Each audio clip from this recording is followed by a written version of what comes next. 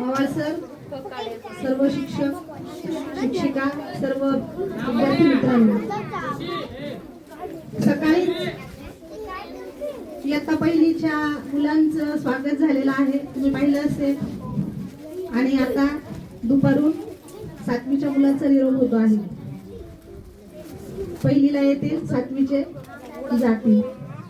हे चक्र चालूच राहणार आहे.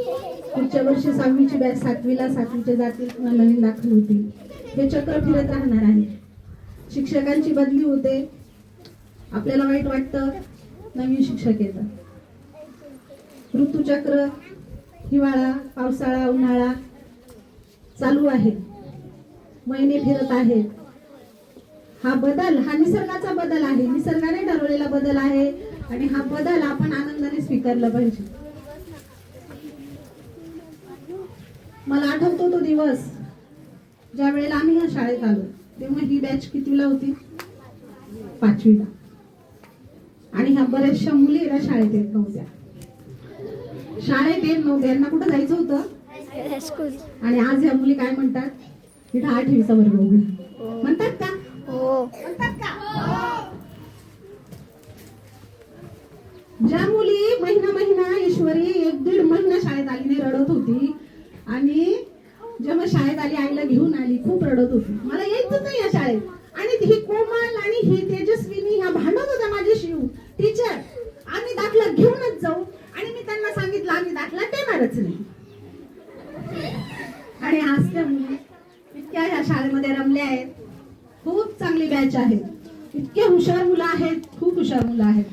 हिरे आहेत, हिरे हिरे. इविन जिल्ह्यापर्यंत गेला, ऋषिकेश मागच्या वर्षी भाषणामध्ये तालुक्यापर्यंत गेला.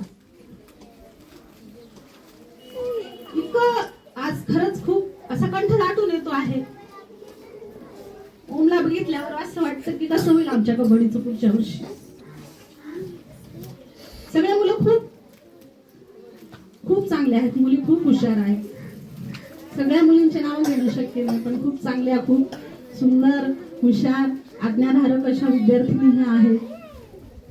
फक्त एवढं सांगेन की पुढेही आपल्याला जे ज्ञान मिळालेलं आहे त्याचा उपयोग करा, खूप शिका, खूप कष्ट करा, खूप प्रामाणिकपणे वागा. आणि आई वडिलांचं, गुरुजनांचं, शाळेचं नाव काढा, एवढीच विनंती करते. या मुलांना जेव्हा 5वीला वर्ग जाधव सरांकडे दिला, 5वी आणि 6वी